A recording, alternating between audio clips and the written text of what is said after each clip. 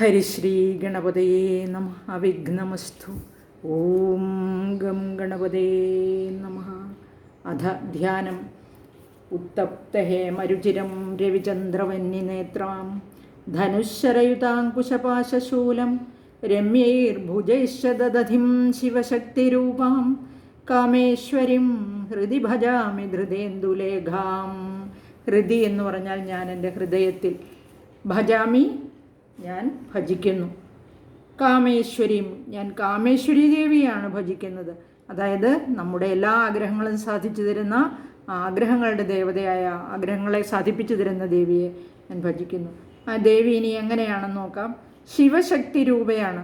ശിവശക്തി രൂപാം, ശിവശക്തി രൂപത്തിലുള്ള. രുചിരാം എന്ന് പറഞ്ഞാൽ വളരെ ആകർഷണീയമായ. ഉത്തപ്ത ഹേമാം, ഉത്തപ്ത ഹേമരുചിരാം എന്ന, ഉത്തപ്തം എന്ന് പറഞ്ഞാൽ ചുട്ടുപഴുപ്പിച്ച, ഹേമം സ്വർണം, സ്വർണ്ണവർണ്ണത്തിലുള്ള, അതായത് ജ്വലിക്കുന്ന കാന്തിയോടുകൂടിയ. രവിചന്ദ്ര വന്യനേത്രം, രവി സൂര്യനാണ്, ചന്ദ്രൻ തന്നെ വന്നി അഗ്നിയാണ്. നേത്രാം അതായത് സൂര്യനെയും ചന്ദ്രനെയും അഗ്നിയെയും കൊണ്ട് നിറഞ്ഞിരിക്കുന്ന, അതായത് അവളുടെ കണ്ണുകളിൽ ഇവർ 3 പേരും വസിക്കുന്നു എന്നർത്ഥം. കണ്ണുകൾ സൂര്യനും ചന്ദ്രനും അഗ്നിയുമാകുന്നു. ച എന്ന് പറഞ്ഞാൽ ദധീം പിടിച്ചിരിക്കുന്നു, കൈകളിൽ വഹിച്ചിരിക്കുന്നു. രമ്യൈർ ഭുജൈ അതായത് ആ പിടിച്ചിരിക്കുന്നത് എങ്ങനെയാണ്? അവളുടെ ആകർഷണീയമായ കൈകൾ കൊണ്ടാണ് പിടിച്ചിരിക്കുന്നത്. എന്തൊക്കെയാണ് പിടിച്ചിരിക്കുന്നത് നോക്കാം. ധനുശരയുതാം, ധനുസ് വില്ല്, ശരം അമ്പ്. യുതാം എന്ന് പറഞ്ഞാൽ ശരയുതാം എന്ന് പറഞ്ഞാൽ ശരസഹിതമുള്ള അമ്പ്, ശരസഹിതമുള്ള വില്ല്. അങ്കുശപാശക, അങ്കുശം തോട്ടി, പാശം കയറ്. ശൂലം ഒരു ശൂലം തന്നെ. ഇനി ധൃതേന്ദുലേഖം എന്ന് പറഞ്ഞാൽ അർദ്ധചന്ദ്രനെയാണ് ഉദ്ദേശിക്കുന്നത്. അതെ, അർദ്ധചന്ദ്രൻ എന്നും പറയാൻ പറ്റില്ല, അതിലും കുറഞ്ഞ ഒരു ക്രസൻറ്റ് മൂണാണ് ഉദ്ദേശിക്കുന്നത്. അതായത് ഒരു പഞ്ചമി ഒക്കെ ആകുന്നതിന്, ചതുർത്ഥി പഞ്ചമിയൊക്കെ ആകുമ്പോൾ ഇങ്ങനെ തേങ്ങാപ്പൂള് പോലെ ഇരിക്കുന്ന ആ ചന്ദ്രനെയാണ് ഉദ്ദേശിച്ചിരിക്കുന്നത്. അപ്പോൾ ധൃതേന്ദുലേഖം എന്ന് പറഞ്ഞിരിക്കുന്നത് ആ മനോഹരമായ ചന്ദ്രനെയും അവൾ ധരിച്ചിരിക്കുന്നു. എൻ്റെ ഹൃദയം കൊണ്ട് ഞാൻ കാമേശ്വരി ദേവിയെ ഭജിക്കുന്നു. ആ ദേവി ആഗ്രഹങ്ങളുടെ ദേവതയാകുന്നു. അവൾ ശിവശക്തി രൂപമാകുന്നു. പഴുപ്പിച്ച സ്വർണ്ണത്തോടുകൂടി മനോഹരിയായ അവളുടെ കൈകളിൽ, അവൾ മനോഹരമായ കൈകളിൽ അമ്പും വില്ലും അങ്കുശവും പാശവും ശൂലവും ധരിച്ചിരിക്കുന്നു. അവൾ അർദ്ധചന്ദ്രനെയും ധരിച്ചിട്ടുണ്ട്. അതുപോലെ തന്നെ അത് അവളെ കൂടുതൽ മനോഹരിയാക്കിയിരിക്കുന്നു. അവളുടെ 3 കണ്ണുകൾ സൂര്യൻ, ചന്ദ്രൻ, അതുപോലെ അഗ്നി ഇവയാകുന്നു എന്നാണ് പറഞ്ഞിരിക്കുന്നത്. ഈ കാമേശ്വരി ദേവി നമ്മളുടെ എല്ലാ ആഗ്രഹങ്ങളെയും സാധിപ്പിച്ചു തരുന്ന ദേവിയാണ്. അപ്പോൾ നമ്മൾ 8ാമത്തെ അധ്യായത്തിൽ രക്തബീജനെ വധിച്ചത് കണ്ടു. 9ാമത്തെ അധ്യായത്തിൽ നിശുംഭനെയും വധിച്ചത് കണ്ടു. ഇനി 10ാമത്തെ അധ്യായമാണ് നമ്മൾ ചെയ്യുന്നത്. 10ാമത്തെ അധ്യായം ശുംഭവധമാണ്. അതിൻ്റെ ആദ്യം ചില ബുക്കുകളിൽ കൊടുത്തിരിക്കുന്ന ശ്ലോകമാണ്, ധ്യാന ശ്ലോകമാണ് ഞാനിപ്പോൾ പറഞ്ഞു നിർത്തിയത്. ഇനി ഇതിൽ ആദ്യം മുതൽ നോക്കുമ്പോൾ 544ാമത്തെ ഉവാച മന്ത്രമാണ്. ഋഷിരുവാച, ഋഷി പറഞ്ഞു എന്ന് അർത്ഥം. ഇനി 10ാം അധ്യായത്തിൻ്റെ 1ാമത്തെ ശ്ലോകമാണ്. നിശുംഭം നിഹതം ദൃഷ്ട്വാ ഭ്രാതരം പ്രാണസംമിതം ഹന്യമാനം ബലം ചൈവ ശുംഭക്രുദ്ധോ ബ്രവീദ്വജഃ. നിശുംഭം നിഹതം ദൃഷ്ട്വാ, നിശുംഭം ആ നിശുംഭാസുരൻ, നിഹതം എന്ന് പറഞ്ഞാൽ ഹനിക്കപ്പെട്ടവനായി, വധിക്കപ്പെട്ടവനായി. ദൃഷ്ട്വാ കണ്ടിട്ട്, ഭ്രാതരം പ്രാണസംമിതം, പ്രാണതുല്യനാണ് ഭ്രാതരൻ. അതായത് ഭ്രാതരം അനുജൻ എന്നാണ്, ഭ്രാതരം സഹോദരൻ. ആ പ്രാണതുല്യനായ അനുജൻ വധിക്കപ്പെട്ടതായി കണ്ടിട്ട്, ബലം ഹന്യമാനം ചയേവ, അതുമാത്രമല്ല ബലം സൈന്യവും, അവൻ്റെ കൂടെ ഉണ്ടായിരുന്ന സൈന്യവും അതുപോലെ തന്നെ വധിക്കപ്പെട്ടു. ദൃഷ്ടുവ കണ്ടിട്ട്, ക്രുദ്ധഃ വച അബ്രവീത്, ക്രുദ്ധനായിട്ട്, അതായത് വളരെയധികം കോപിഷ്ഠനായിട്ട്, വചഃ വാക്ക്, അബ്രവീത് പറഞ്ഞു. ഇപ്പോൾ വാക്കിനെ പറഞ്ഞു, ക്രുദ്ധനായിട്ട് വാക്കിനെ പറഞ്ഞു എന്ന് പറഞ്ഞാൽ വളരെയധികം കോപിഷ്ഠനായിട്ട് പറഞ്ഞു എന്നേ അർത്ഥമുള്ളൂ. അതായത് പ്രാണതുല്യനായ അനുജൻ നിശുംഭനും സൈന്യവും കൊല്ലപ്പെട്ടത് കണ്ടിട്ട് ശുംഭൻ കോപത്തോടുകൂടി പറഞ്ഞു എന്നാണ് ഈ ശ്ലോകത്തിൻ്റെ അർത്ഥം. ഇനി 2ാമത്തെ ശ്ലോകം നോക്കുക. ബലാവലേപാ ദുഷ്ടേ ത്വം മാ ദുർഗേ ഗർവമാവഹ അന്യാസാം ബലമാശ്രിത്യ യുദ്ധസേ യാതി മാനിനി. ബലാവലേപാ ദുഷ്ടേ ത്വമ്മാ ദുർഗേ ഗർവമാവഹ അന്യാസാം ബലമാശ്രിത്യ യുദ്ധ്യസേ യാതി മാനിനി. ദുർഗേ, അല്ലയോ ദുർഗേ, ദുഷ്ടേ എന്ന് വിളിച്ചിരിക്കുകയാണ് ദുർഗാദേവിയെ. ത്വം ബലാവലേപാത്, നീ ബലം കൊണ്ടുള്ള അഹങ്കാരം നിമിത്തം, നിൻ്റെ ആ ഗർവ് നിമിത്തം, ഗർവം മാ ആവഹ, അങ്ങനെ ആ അഹങ്കാരം ഉണ്ടായിട്ട് നീ ഇങ്ങനെ ഗർവിക്കരുത് എന്ന് പറയുകയാണ്, അഹങ്കരിക്കരുത്. യാതൊരുവളാണോ അന്യാസാം ബലം ആശ്രിത്യ. അന്യാസാം എന്ന് പറഞ്ഞാൽ ഇവിടെ അന്വേഷാം, മറ്റുള്ളവരുടെ സാമർഥ്യത്തെ അല്ലെങ്കിൽ ബലത്തെ, സൈന്യത്തെ ആശ്രയിച്ചിട്ട്, അതിമാനിനി, ഏറ്റവും മാനമുള്ളവളായിട്ട്, യുദ്ധ്യസേ, യുദ്ധം ചെയ്യുന്നു. ഹേ ദുർഗേ, ദുഷ്ടേ, നീ അങ്ങനെ അഹങ്കരിക്കരുത്, നീ നിൻ്റെ ബലത്തിൽ അഹങ്കരിക്കരുത്. അതിൻ്റെ കാരണം എന്താണെന്ന് വെച്ചാൽ മറ്റുള്ളവരുടെ ബലം കൊണ്ടാണ് നീ വളരെ അഭിമാനിയായിട്ടിപ്പോൾ യുദ്ധം ചെയ്യുന്നത്.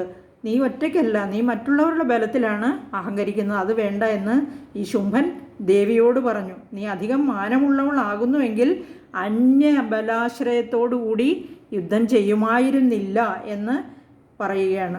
ആ ബലാഹങ്കാരത്തോടുകൂടി ദൈത്യന്മാരെ സംഹരിക്കുന്നവളായി, മാ എന്ന് പറഞ്ഞിരിക്കുന്ന ലോകമാതാവായിരിക്കുന്ന ലക്ഷ്മിയായി, അന്യ പ്രാണസമൂഹങ്ങളെ രക്ഷിക്കുന്നവളായി, അതിമാനിനിയായി, അതിമാനിനിക്ക് ഇവിടെ അത്യന്തം പൂജാർഹയായിരിക്കുന്ന നിന്തിരുവടി ബലത്തോടുകൂടി യുദ്ധം ചെയ്യുന്നു എന്നാണ്. ഇനി അപ്പം ശുംഭൻ നോക്കുമ്പോൾ മറ്റുള്ളവരുടെ ബലത്തിൽ നീ അഹങ്കരിക്കരുത്, നീ അത്ര വലിയ അഭിമാനിയാണെങ്കിൽ മറ്റുള്ളവരെ ആശ്രയിക്കാതെ യുദ്ധം ചെയ്യണമായിരുന്നു എന്നാണ് പറഞ്ഞിരിക്കുന്നത്. ഇനി മൂന്നാമത്തെ ശ്ലോകം, അതിനു മുമ്പ് ഉവാച മന്ത്രം ദേവി ഉവാച. ഇതിന് മറുപടിയായിട്ട് ദേവി എന്താണ് പറയുന്നതെന്ന് നമുക്ക് നോക്കാം. മൂന്നാമത്തെ ശ്ലോകം, ഏകൈവാഹം ജഗത്യത്ര ദ്വിതീയാ കാ മമാപര പശ്യതാ ദുഷ്ടമയ്യേവ വിശന്ധ്യോ മദ്വിഭൂതയഃ. ഏകൈവാഹം ജഗത്യത്ര ദ്വിതീയാ കാ മമാപര പശ്യതാ ദുഷ്ടമയ്യേവ വിശന്ധ്യോ മദ്വിഭൂതയഃ. ദേവി പറഞ്ഞു, ദുഷ്ട അത്ര ജഗതി, ഈ ലോകത്തിൽ അഹം ഏകായേവ, ഞാൻ ഒരുത്തി മാത്രമേ ഉള്ളൂ, ഒരുവൾ മാത്രമേ ഉള്ളൂ. മമ ദ്വിതീയ, എന്നിൽ നിന്ന് രണ്ടാമത്തേതായിട്ട്, അപരാക്ക, വേറെ അപരയായി ആരുണ്ട്, വേറെ ആരുണ്ട് എന്നിൽ നിന്ന് വേറെ രണ്ടാമത്തവളായിട്ട്. ഏതാഹ മദ്വിഭൂതയ, ഈ ഏതാഹ എന്ന് പറഞ്ഞാൽ ഈ ബഹുവചനമാണ്. എൻ്റെ ശക്തികൾ മയി ഏവ വിശന്ധ്യ പശ്യ, എന്നിൽ തന്നെ പ്രവേശിക്കുന്നു. എൻ്റെ കൂടെ ഉണ്ടെന്ന് നീ വിചാരിക്കുന്ന ഈ ശക്തികളെല്ലാം എന്നിൽ തന്നെ പ്രവേശിക്കുന്നു, കണ്ടാലും എന്ന് ഈ ശുംഭനോട് പറയുകയാണ് ദേവി. ദുഷ്ട അത്ര ജഗതി, ഈ ജഗത്തിൽ, അതായത് ഈ ലോകത്തിൽ, അഹം ഏക ഏവ, ഞാൻ ഒരുത്തി മാത്രമേ ഉള്ളൂ, എനിക്ക് തുല്യയായി ഞാൻ ഒരുത്തി മാത്രമേ ഉള്ളൂ. മമ ദ്വിതീയ, എന്നിൽ നിന്ന് രണ്ടാമത്തേതായി ആരുമില്ല എന്നാണ്. ആരുണ്ട് എന്ന് ചോദിച്ചാൽ അപരാക്ക എന്ന് ചോദിച്ചാൽ ആരുണ്ട് എന്നാണ്. വേറൊരുത്തി ആയിട്ട് ആരുണ്ട് എന്ന് ചോദിച്ചാൽ ആരുമില്ല, ഞാൻ മാത്രമേ ഉള്ളൂ. ഏതാ മദ്വിഭൂതയ, എൻ്റെ ഈ ശക്തികൾ മൈ ഏവ വിശന്ധ്യ പശ്യ, കണ്ടാലും, പശ്യ കണ്ടാലും, വിശന്ധ്യ എന്നിൽ തന്നെ പ്രവേശിക്കുന്നു, മൈ ഏവ എന്നിൽ തന്നെ പ്രവേശിക്കുന്നു എന്ന് പറഞ്ഞു. ഏകമേവാദ്വിതീയം എന്ന ശ്രുതിയുടെ താല്പര്യമാണ് ഏകൈവാഹം എന്ന് പറഞ്ഞാൽ. കാരണം ഞാൻ ഏകയാണ്, എനിക്ക് അവരെയായി മറ്റാരുമില്ല. പശ്യ, നിനക്ക് തോന്നുന്നത് അത് വാസ്തവമല്ല. മറ്റുള്ളവരെ ഞാൻ ആശ്രയിച്ചു അല്ലെങ്കിൽ അവരുടെ ബലത്തിൽ അഹങ്കരിച്ചു എന്ന് പറയുന്നത് വാസ്തവമേ അല്ല, നിൻ്റെ തോന്നൽ മാത്രമാണ് എന്ന് പറയുകയാണ് ശുംഭനോട്. മൂന്ന് ലോകത്തിലും ഞാൻ മാത്രമേ ഉള്ളൂ, എനിക്ക് അവരെയായി വേറെ ആരുമില്ല, രണ്ടാമത്തവളായിട്ടും ആരുമില്ല എന്ന് ദേവി പറയുകയാണ്. മായാരൂപിണിയായി ചണ്ഡിക എന്ന പേരോടുകൂടിയവളായിരിക്കുന്ന ഞാൻ ഏകയായി തന്നെ ഭവിക്കുന്നു. എന്നിൽ നിന്ന് വേറെ രണ്ടാമത്തെ ഒരു വ്യക്തി അല്ലെങ്കിൽ ഒരു ദേവി വേറെ ആരുണ്ട്, ഒരു അവതാരം വേറെ ആരുണ്ട് എന്ന് ചോദിക്കുകയാണ്. ഇനി പരമാത്മസ്വരൂപമാണ് ദേവി, അവരെയായി അന്യായി എനിക്ക് സഹായിയായി ആരുമില്ല എന്ന് തന്നെ, ഞാനാണ് സർവശക്തിയും, അത് മനസ്സിലാക്കുക എന്ന് പറഞ്ഞിരിക്കുകയാണ്. ഇനി നാലാമത്തെ ശ്ലോകം, തതസമസ്താസ്ഥാ ദേവ്യോ ബ്രഹ്മാണി പ്രമുഖാലയം തസ്യാ ദേവ്യാസ്ഥനൗ ജഗ്മുരേകൈവാസീത് തദാംബിക. തതഃ അനന്തരം സമസ്താസ്ഥാ ദേവ്യോ, ആ ദേവിയുടെ ബ്രഹ്മാണി മുതൽ ദേവ്യ ആ ദേവിമാരുടെ, ബ്രഹ്മാണി തുടങ്ങിയ ദേവിമാരെ എല്ലാം ഉദ്ദേശിച്ചാണ്. ആ ദേവിമാരുടെ തസ്യാഹ ദേവ്യാഹ, ആ ചണ്ഡികാദേവിയുടെ തനൗ ഏവ ലയം ജഗ്മുഹു, ശരീരത്തിൽ ലയത്തെ പ്രാപിച്ചു. ഇത് പറഞ്ഞു കഴിഞ്ഞ് മറ്റു ചുറ്റുമുണ്ടായിരുന്ന ദേവിമാരെല്ലാവരും ഈ ചണ്ഡികാദേവിയുടെ ശരീരത്തിലേക്ക് പ്രവേശിച്ച് വിലയം പ്രാപിച്ചു. അപ്പോൾ തഥ അംബിക, അപ്പോൾ ദേവി ഏക ഏവ ആസീത്, ആ ആസീത് എന്ന് പറഞ്ഞാൽ ഉണ്ടായി, ഏവ ഏക ഒറ്റയായി തന്നെ ഭവിച്ചു. മറ്റുള്ളവരെല്ലാം വിലയം പ്രാപിച്ചു, ദേവിയിലേക്ക് പ്രവേശിച്ച് ദേവിയിൽ വിലയം പ്രാപിച്ചു. ഇപ്പം ദേവി മാത്രമേ ഉള്ളൂ എന്നാണ് അർത്ഥം. സ്തനൗ ജഗ്മു ദേവ്യാഹ തനൗ ഏവ ലയം ജഗ്മു എന്ന് പറഞ്ഞാൽ ഇവിടെ തനൗ എന്നാണ്. സ്തനൗ സമസ്താസ്താദേവിയോ ബ്രഹ്മാണി പ്രമുഖ അലയം, ബ്രഹ്മാണി മുതലായ മറ്റു ദേവിമാർ തസ്യ ദേവ്യാസ്തനൗ എന്ന് പറയുന്ന ദേവ്യാഹ തനൗ എന്നാണ്. സ്തനം എന്ന് പറഞ്ഞാൽ മാറിടമാണ്. ഇവിടെ ദേവ്യാഹ തനൗ, തനുവാണ്, തനു ശരീരമാണ്. അപ്പോൾ രണ്ടും കൂടെ കൂടി ചേരുമ്പോഴാണ് ദേവ്യാസ്തനൗ എന്ന് നമ്മൾ വായിക്കുന്നത്. അപ്പോൾ ഇവിടെ ദേവ്യാഹ തനൗ എന്ന് പറഞ്ഞാൽ ദേവിയുടെ ശരീരത്തിൽ ജഗ്മുരേകൈവാസി തദാംബിക, അങ്ങനെ കൂടിച്ചേർന്നു എന്നാണ്. ദേവിയുടെ ശരീരത്തിലേക്ക് വിലയം പ്രാപിച്ചു എന്നാണ് അർത്ഥം. അല്ലയോ ഇവിടെ പറയുകയാണ്, ആ ശക്തികൾ എന്നിൽ തന്നെ പ്രവേശിച്ചിട്ട് സ്ഥിതി ചെയ്യുന്നു എന്ന് പറഞ്ഞതിന് ശേഷം ബ്രഹ്മാണി തുടങ്ങിയുള്ള ആ 8 ശക്തികളായ ദേവിമാർ ആ ആദ്യമായ ചണ്ഡികാദേവിയുടെ ശരീരത്തിൽ തന്നെ വിലയം പ്രാപിക്കുകയും അവർക്ക് ദേവിയുമായുണ്ടായ ഐക്യനിമിത്തം ചണ്ഡികാദേവി ഏകയായിട്ട് തന്നെ മറ്റുള്ളവർക്ക് ദൃഷ്ടീഭൂതയായി തീർന്നു. അപ്പോൾ അദ്വിതീയായി, അതായത് ഏകയായിട്ട് തന്നെ നിലകൊണ്ടു എന്നർത്ഥം. ഇനി അടുത്ത ശ്ലോകം നോക്കാം. ദേവി ഉവാച, ദേവി പറഞ്ഞു.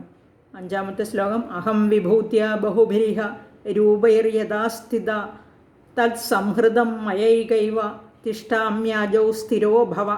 അഹം വിഭൂത്യ, അഹം വിഭൂത്യ, വിഭൂതി ഐശ്വര്യമാണ്. അഹം ഞാനാണ്. ഇഹം അഹം, ഈ യുദ്ധഭൂമിയിൽ ഞാൻ വിഭൂത്യ ഐശ്വര്യത്താൽ ബഹുഭിഹി രൂപൈഹി, ബഹുഭി എന്ന് പറഞ്ഞാൽ അനേകം രൂപങ്ങളെ കൊണ്ട്, യത് ആസ്ഥിത യാതൊരു ബഹുത്വത്തെ അംഗീകരിച്ചു. അതായത് എൻ്റെ പല രൂപങ്ങളെയാണ് നിങ്ങൾ കണ്ടത്, ആ രൂപങ്ങളെ എല്ലാമാണ് യത് ആസ്ഥിത, ആ ബഹുരൂപത്തിൽ എന്നെ എങ്ങനെ കണ്ടുവോ. തത് മയാ സംഹൃത, ആ അനേക രൂപത്വം എന്നാൽ സംഹരിക്കപ്പെട്ടു എന്ന് പറഞ്ഞാൽ ഇപ്പോൾ ദേവി ഒറ്റയുള്ളൂ അല്ലേ, മറ്റ് ശക്തികളെല്ലാം ദേവിയിൽ വിലയം പ്രാപിച്ചു. ഏക ഏവ തിഷ്ഠാമി, ഞാൻ ഒരുവൾ മാത്രമായിട്ട് സ്ഥിതി ചെയ്യുന്നു. ഏവ തിഷ്ഠാമി, ഞാൻ ഏകയായിട്ട്, ഏക ഏവം തിഷ്ഠാമി, ഞാൻ ഏകയായിട്ട് സ്ഥിതി ചെയ്യുന്നു. ആജൗ സ്ഥിരഹ ഭവ, നീ യുദ്ധത്തിൽ സ്ഥിരനായി ഭവിച്ചാലും, അതായത് നീ നിൻ്റെ യുദ്ധം തുടർന്നാലും, നീ വേറൊന്നും പറയേണ്ട ആവശ്യമില്ല, നീ യുദ്ധത്തെ തുടർന്നോളൂ, ഞാനിപ്പോൾ ഒറ്റയല്ലേ ഉള്ളൂ. നീ പറഞ്ഞല്ലോ അഹങ്കരിക്കരുത്, അഹങ്കരിക്കണമെന്നുണ്ടെങ്കിൽ അത്ര അതിമാനിനിയാണെങ്കിൽ, അഭിമാനിയാണെങ്കിൽ നീ മറ്റുള്ളവരുടെ ബലത്തെ ആശ്രയിക്കാതെ ഒറ്റയ്ക്ക് യുദ്ധം ചെയ്യാൻ പറഞ്ഞില്ലേ. ഇപ്പം ഞാൻ ഒറ്റയ്ക്കേ ഉള്ളൂ, നീ യുദ്ധം ചെയ്യുക, സ്ഥിരതയോടുകൂടി യുദ്ധം ചെയ്യുക എന്ന് ദേവി പറഞ്ഞു. ഞാൻ എൻ്റെ ഐശ്വര്യം നിമിത്തമാണ് ബഹുവിധത്തിലുള്ള രൂപങ്ങളെ കൊണ്ട് നിൻ്റെ മുമ്പിൽ പ്രത്യക്ഷപ്പെട്ടിരുന്നത്. ഇപ്പോൾ അതെല്ലാം എന്നിൽ തന്നെ വന്നു ചേർന്നിരിക്കുന്നു, ഞാനിപ്പോൾ ഏകയാണ് എന്ന് ദേവി പറഞ്ഞു. ഇനി അടുത്തത് ഋഷിരുവാച, ഋഷി പറഞ്ഞു. 6-ാമത്തെ ശ്ലോകം. തദപ്രവവൃതേ യുദ്ധം ദേവ്യാഹ ശുംഭസ്യ ചോഭയോഃ പശ്യതാം സർവദേവാനാം അസുരാണാം ച ദാരുണം. തതഃ പ്രവവൃതേ യുദ്ധം, ഇങ്ങനെ പറഞ്ഞത്. തതഃ അനന്തരം, പ്രവവൃതേ യുദ്ധം എന്ന് പറഞ്ഞാൽ സർവദേവാനാം അസുരാണാം ച. ഋഷി ഇങ്ങനെ പറഞ്ഞു, എല്ലാ ദേവന്മാർക്കും അസുരന്മാർക്കും. അത് ഉഭയോഹോ ച പ്രവവൃതേ എന്നാണ്. ഉഭയോഹോ, 2 പേർക്കും. ഉഭയോഹോ ച ഉഭയോഹോ ആണ് ചോഭയോഹോ എന്ന് പറഞ്ഞിരിക്കുന്നത്. ദേവ്യാഹ ശുംഭസ്യ, ദേവിയുടെ, അതുപോലെ തന്നെ ശുംഭൻ്റെ, അവർ 2 പേരുടെയും. പശ്യതാം, പശ്യതാം എന്ന് പറഞ്ഞാൽ ഇങ്ങനെ നോക്കിക്കൊണ്ടിരിക്കുന്നവർ, അവർ 2 പേരും നോക്കിക്കൊണ്ടിരിക്കുകയായിരുന്നു. സർവദേവാനാം അസുരാണാം ച, എല്ലാ ദേവന്മാർക്കും അസുരന്മാർക്കും ദാരുണം യുദ്ധം. ദാരുണം എന്ന് പറഞ്ഞാൽ ഭയങ്കരമായ യുദ്ധം, അതിദാരുണം. പലരും വെട്ടും കുത്തുമൊക്കെ ഏറ്റ് മരിക്കുകയും അതുപോലെ രക്തപ്പുഴകൾ ഒഴുകുകയും അതിഘോരമായ യുദ്ധം എന്നാണ് ദാരുണം യുദ്ധം കൊണ്ട് ഉദ്ദേശിക്കുന്നത്. ദേവ്യാഹ ശുംഭസ്യ, ശുംഭനും ദേവിക്കും. ഉഭയോഹ ച പ്രവൃത്തി, 2 പേർക്കും ഉണ്ടായി. അതായത് 2 പേരും വളരെ അതായത് അതിതീക്ഷ്ണമായിട്ട് യുദ്ധം ചെയ്തു. ആ അനുഭവം രണ്ടുപേർക്കും പ്രവവൃതേ രണ്ടുപേർക്കും ഉണ്ടായി. ഉഭയോ ച പ്രവവൃതേ രണ്ടുപേർക്കും അതിഭയങ്കരമായ യുദ്ധത്തിൻ്റെ അനുഭവം ഉണ്ടായി എന്ന് പറഞ്ഞാൽ രണ്ടുപേരും അതിഭയങ്കരമായി യുദ്ധം ചെയ്തു എന്നർത്ഥം. ആ കണ്ടു നിൽക്കുന്നവർക്കെല്ലാം ഭയങ്കരമായി എന്ന് പറഞ്ഞാൽ ഭയത്തെ ജനിപ്പിക്കുന്നതാണ്. അതായത് കണ്ടു നിൽക്കുന്നവർക്കും ഭയമുണ്ടായി എന്നർത്ഥം. ഇവിടെ ദാരുണം എന്ന് പറഞ്ഞതിന് വേറൊരർത്ഥം ഇവിടെ നമുക്ക് വിചാരിക്കാം. അതായത് അസുരന്മാർ വിചാരിക്കും ദേവി ജയിക്കുമോ എന്നവർക്കൊരു ഭയം. അതുപോലെ ദേവന്മാർ വിചാരിക്കുന്നത് അസുരന്മാർ ജയിക്കുമോ, ശുംഭൻ ജയിക്കുമോ എന്ന് അവർക്കൊരു ഭയം ഉണ്ടായി.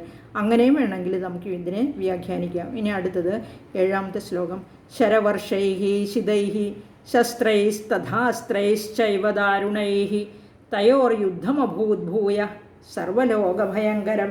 ഇത് വായിക്കുമ്പോൾ ശരവർഷൈ ശിതൈ ശസ്ത്രൈസ്തഥാസ്ത്രൈശ്ചൈവ ദാരുണൈഹി തയോർയുദ്ധമഭൂദ്ഭൂയ സർവലോകഭയങ്കരം ഇങ്ങനെ വായിച്ചാൽ മതി. ശിതൈഹി മൂർച്ഛയുള്ള ശരങ്ങളുടെ വർഷമാണ്. ശരവർഷൈഹി എന്ന് പറഞ്ഞാൽ ശരവർഷം മഴ പെയ്യുന്നത് പോലെ, ഇടമുറിയാതെ മഴ പെയ്യുന്നത് പോലെ, നല്ല ജലധാര പോലെ ശരം വർഷിച്ചു എന്നർത്ഥം. തഥാ ശസ്ത്രങ്ങൾ എന്താണെന്ന് നമുക്കറിയാം. അതുപോലെ തന്നെ ശസ്ത്രങ്ങളെ കൊണ്ടും ദാരുണൈഹി എന്ന് പറഞ്ഞാൽ തീക്ഷ്ണമായി, അതിദാരുണമായി, അസ്ത്രൈച്ച ഏവ അസ്ത്രങ്ങളെ കൊണ്ടും, അതായത് ശസ്ത്രങ്ങൾ കൊണ്ടും അസ്ത്രങ്ങൾ കൊണ്ടും ഏവ തയോഹോ അവർ രണ്ട് കൂട്ടർക്കും ഭൂയഹ സർവലോകഭയങ്കരം. ഭൂയഹ എന്ന് പറഞ്ഞാൽ വലുതായ എന്ന് പറഞ്ഞു. സർവലോകഭയങ്കരം സർവ്വലോകങ്ങൾക്കും ഭയത്തെ ഉണ്ടാക്കുന്നതായി. യുദ്ധം അഭൂത് യുദ്ധം ഭവിച്ചു, അഭൂത് ഉണ്ടായി എന്നാണ്. രണ്ട് കൂട്ടർക്കും ശസ്ത്രങ്ങളെ കൊണ്ടും അസ്ത്രങ്ങളെ കൊണ്ടും അതുപോലെ ദിവ്യാസ്ത്രങ്ങളെ കൊണ്ടൊക്കെ അവർ രണ്ട് കൂട്ടരും, അതായത് ദേവിയും ശുംഭനും യുദ്ധം ചെയ്തു. ആ തീക്ഷ്ണ ബാണങ്ങളുടെ ആ ശരവർഷം കൊണ്ട് രണ്ടു കൂട്ടർക്കും അതിഭയങ്കരമായി അത് അനുഭവപ്പെട്ടു എന്ന് അർത്ഥം. ഇനി അടുത്തത് 8ാമത്തെ ശ്ലോകം. ദിവ്യാന്യസ്ത്രാണി ശതശോ മുമുജേയാന്യധാംബിക ബഭഞ്ജതാനി ദൈത്യേന്ദ്രസ്തത്പ്രതീഘാതകർത്തൃഭി. ദിവ്യാന്യസ്ത്രാണി ശതശോ, ദിവ്യാനി അസ്ത്രാണി യാനി, ഇപ്രകാരം ഏത് ദിവ്യങ്ങളായ അസ്ത്രങ്ങളാണോ ആ അസ്ത്രങ്ങളെ അധ അംബിക അനന്തരം അംബികാദേവി ശതശഃ മുമുജേ. ശതശഃ എന്ന് പറഞ്ഞാൽ 100 കണക്കിന് എന്ന് നമ്മൾ പറയില്ല, അത് തന്നെ. മുമുജെ എന്ന് പറഞ്ഞാൽ അയച്ചു, അസ്ത്രങ്ങൾ അയച്ചു എന്ന് പറഞ്ഞാൽ അസ്ത്രങ്ങൾ പ്രയോഗിച്ചു എന്നർത്ഥം. താനി ദൈത്യേന്ദ്ര അവയെ, ആ ദേവി അയച്ച അസ്ത്രങ്ങളെ, താനി എന്ന് പറഞ്ഞാൽ അവകളെ, ബഹുവചനമാണ്. താനി ദൈത്യേന്ദ്ര അവയെ ശുംഭൻ, ദൈത്യേന്ദ്രൻ എന്നുദ്ദേശിച്ചിരിക്കുന്ന ദൈത്യൻ ദിതിയുടെ പുത്രനാണ്, ആ വംശത്തിൽപ്പെട്ടവരാണ് ദൈത്യന്മാർ. ദൈത്യേന്ദ്രൻ എന്ന് പറഞ്ഞിരിക്കുന്ന ദൈത്യന്മാരുടെ ഇന്ദ്രൻ, അതായത് ശുംഭൻ.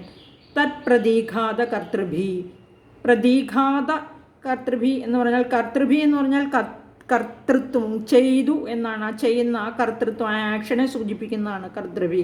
അവയുടെ നാശത്തെ ചെയ്യുന്ന പ്രത്യസ്ത്രങ്ങളെ കൊണ്ട് മുറിച്ചു എന്ന്, അതായത് ദേവി അയച്ച ദിവ്യാസ്ത്രങ്ങളെ എല്ലാം, ദേവി അയച്ച ദിവ്യാസ്ത്രങ്ങളെയെല്ലാം ഈ അസുരേന്ദ്രൻ, അതായത് ശുംഭൻ, തത് പ്രതീഘാത കർത്തൃഭി അവയെ മുറിച്ചു കളയുന്ന അല്ലെങ്കിൽ പ്രത്യാക്രമണം കൊണ്ട് തടുക്കുന്ന അസ്ത്രങ്ങൾ, മറ്റ് അസ്ത്രങ്ങൾ ഉപയോഗിച്ച് മുറിച്ചു, ഭേദിച്ചു. ബഭഞ്ച ഭേദിച്ചു, മുറിച്ചു എന്നർത്ഥം. അതായത് അങ്ങോട്ടും ഇങ്ങോട്ടും അന്യോന്യം അയച്ച അസ്ത്രങ്ങൾ, ശുംഭൻ അയച്ച അസ്ത്രങ്ങളെ ദേവിയും ദേവി അയച്ച അസ്ത്രങ്ങളെ ശുംഭനും പരസ്പരം മുറിച്ചു കളഞ്ഞു എന്നർത്ഥം. 100 ദേവി പ്രയോഗിച്ച അസ്ത്രങ്ങളെ അസുരേശ്വരനായ ശുംഭനും അതുപോലെ പ്രത്യസ്ത്രങ്ങളെ കൊണ്ട് ദേവിയും അവയെ മുറിച്ചു കളഞ്ഞു അല്ലെങ്കിൽ ഭേദിച്ചു കളഞ്ഞു എന്നർത്ഥം. ഇനി 9ാമത്തെ ശ്ലോകം. മുക്താനിതേന ശാസ്ത്രാണി ദിവ്യാനി പരമേശ്വരി ബഭഞ്ജലീലയോഗ്രഹുങ്കാരോച്ചാരണാദിഭി. മുക്താനി തേന ച അസ്ത്രാണി. മുക്താനി എന്ന് പറഞ്ഞാൽ മുക്തങ്ങളാക്കപ്പെട്ട, അതായത് ഇവിടെ ശുംഭനാൽ അയച്ച അസ്ത്രങ്ങൾ എന്നേ അർത്ഥമുള്ളൂ. പരമേശ്വരി ആരാണ്? ദേവി തന്നെയാണ്. പരമേശ്വരൻ്റെ ഈശ്വരിയാണ് പരമേശ്വരി. മുക്താനി തേന ശുംഭനാൽ അയക്കപ്പെട്ട, മുക്തമാക്കപ്പെട്ട അസ്ത്രങ്ങൾ എന്ന് പറഞ്ഞാൽ ശുംഭൻ അയച്ച അസ്ത്രങ്ങൾ. ദിവ്യാനി അസ്ത്രാണി ദിവ്യങ്ങളായ അസ്ത്രങ്ങളാണ് അയച്ചത്, വെറുതെയുള്ള അമ്പുകളും അസ്ത്രങ്ങളും ഒന്നുമല്ല. ദിവ്യാനി ദിവ്യങ്ങളായ അസ്ത്രങ്ങളെ ഹുങ്കാരോച്ചാരണാദിഭിഹി, ഉഗ്രമായ ഹുങ്കാര ശബ്ദത്തോടുകൂടി, അതായത് ഹുങ്കാരം പുറപ്പെടുവിച്ചിട്ടും മറ്റും, ലീലയ ഏവ ബഭഞ്ച, ലീലയ എന്ന് പറഞ്ഞാൽ ലീല കളിയാണ്, കളിയായിട്ട് തന്നെ വളരെ ഈസി ആയിട്ട്, ഒട്ടും തന്നെ സീരിയസ് ആയിട്ട് എടുത്തില്ല, കുട്ടിക്കളി പോലെ എടുത്തു. അതായത് ബഭഞ്ച ഭേദിച്ചു, ഖണ്ഡിച്ചു.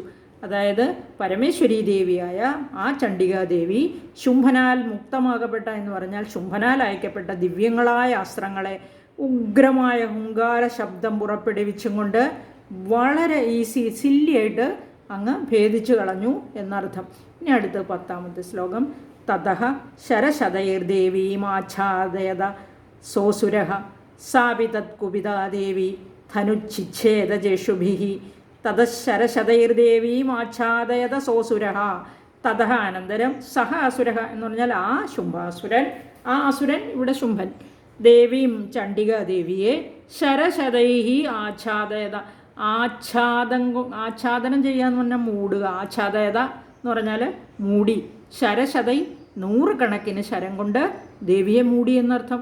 സാ ദേവി അപി, ആ ദേവിയും അങ്ങനെ ശരം കൊണ്ട് മൂടിയപ്പോൾ ആ ദേവിയും തത് കുപിത, എന്നെ ശരം കൊണ്ട് മൂടിയോ എന്നുള്ള തോന്നലിൽ കുപിത കോപിഷ്ഠയായിട്ട്, ഇഷുഭി ബാണങ്ങളെ കൊണ്ട്, ധനുഹു ചിച്ഛേദ ച, ഇങ്ങോട്ട് ബാണങ്ങൾ അയക്കണമെങ്കിൽ വില്ലിൽ തൊടുത്തല്ലേ അയക്കുന്നത്, ദേവി കോപിഷ്ഠയായിട്ട് അങ്ങോട്ട് ബാണങ്ങൾ അയച്ച് ധനുഹു ചിച്ഛേദ, ശുംഭൻ്റെ ആ വില്ലിനെ മുറിച്ചു കളഞ്ഞു എന്നർത്ഥം. ദിവ്യാസ്ത്രങ്ങളെ മുറിച്ചതിന് ശേഷം ആ ശുംഭാസുരൻ ചണ്ഡികാദേവിയെ ശരശതൈഹി 100 കണക്കിന് ബാണങ്ങൾ കൊണ്ട് മൂടി, ചണ്ഡികാദേവിയെ അസംഖ്യം ശരങ്ങൾ കൊണ്ട് ആ മൂടപ്പെട്ട നിമിഷം വളരെയധികം കുപിതയായിട്ട് ബാണങ്ങളെ കൊണ്ട് ശുംഭൻ്റെ വില്ലിനെ തന്നെ മുറിച്ചു കളഞ്ഞു എന്ന്. ഇഷുധി നമ്മൾ പഠിച്ചിട്ടുണ്ട്. ആ ഇഷുധി ഇവിടെ ഇഷുഭി ബഹുവചന രൂപത്തിലാണ് കേട്ടോ. പിന്നെയും വില്ലിനെ മുറിച്ചു എന്നും വേണമെങ്കിൽ നമുക്ക് പറയാം. ഇനി അടുത്തത് 11ാമത്തെ ശ്ലോകം. ഛിന്നേ തനുഷി ദൈത്യേന്ദ്രസ്തഥാ ശക്തിമദാദദേ ചിച്ഛേദദേവീ ചക്രേണ താമപ്യസ്യ കരേ സ്ഥിതാം. ഛിന്നേ ധനുഷി ദൈത്യേന്ദ്രസ്തഥാ ശക്തിമദാദദേ ചിച്ഛേദദേവീ ചക്രേണ താമപ്യസ്യ കരേ സ്ഥിതാം. അധ ദൈത്യേന്ദ്ര, അനന്തരം ഈ ദൈത്യേന്ദ്രൻ എന്ന് പറഞ്ഞാൽ അസുരേശ്വരനായ ശുംഭൻ, തഥാ ഇഷുധി തഥാ ധനുഷി ചിന്നെ, ധനുഷി എന്ന് പറഞ്ഞിരിക്കുന്ന ധനുസാണ്, വില്ലിനെ, ചിന്നെ ആ മുറിച്ച വില്ലിനെ കണ്ടിട്ട്, ശക്തിം ആദതേ, ശക്തി എന്ന് ഉദ്ദേശിച്ചിരിക്കുന്ന വേലിനെയാണ്, വേലിനെ, ആദതേ എന്ന് പറഞ്ഞാൽ എടുത്തു, ദേവി അസ്യ കരേ, ദേവി അസ്യ അവൻ, ഇവൻ്റെ, ദേവി ഇവൻ്റെ കയ്യിൽ, സ്ഥിതാം താം അഭി ഇരിക്കുന്ന ആ വേലിനെയും, സ്ഥിതാം സ്ഥിതി ചെയ്തിരിക്കുന്ന, താം അഭി ആ വേലിനെയും, ചക്രേണ ചിച്ഛേദ ചക്രം കൊണ്ട്, ദേവിയുടെ കയ്യിൽ ചക്രമുണ്ട് അല്ലേ, ചക്രം കൊണ്ട് ചിച്ഛേദ എന്ന് പറഞ്ഞാൽ ഛേദിച്ചു. അനന്തരം ഈ ശുംഭൻ തൻ്റെ വില്ല് മുറിക്കപ്പെട്ടപ്പോൾ ഉടനെ വേലിനെ എടുത്ത് ദേവിയുടെ നേരെ പ്രയോഗിക്കാൻ തുടങ്ങി. ദേവി അവൻ്റെ കയ്യിലിരുന്ന വേല് പ്രയോഗിക്കുന്നതിന് മുമ്പ് തന്നെ തൻ്റെ ചക്രായുധം കൊണ്ട് ഛേദിച്ച് കളഞ്ഞു എന്നർത്ഥം. ഇനി നമുക്ക് 12ാമത്തെ ശ്ലോകം മുതൽ അടുത്ത വീഡിയോയിൽ നോക്കാം. ഇന്ന് ഇത്രയും മതി ഈ വീഡിയോയിൽ. ഒരുപാട് ലോഡ് വരുന്നുണ്ടെന്ന് കേട്ടതുകൊണ്ട് നമുക്ക് കുറച്ച് പഠിച്ചാൽ മതി. ഇത് 11 എണ്ണമായിരുന്നു. എല്ലാവർക്കും നമസ്കാരം, നന്ദി. എല്ലാവർക്കും മനസ്സിലാകുന്നുണ്ടെന്ന് വിചാരിക്കുന്നു. ഒരിക്കൽ കൂടി നന്ദി.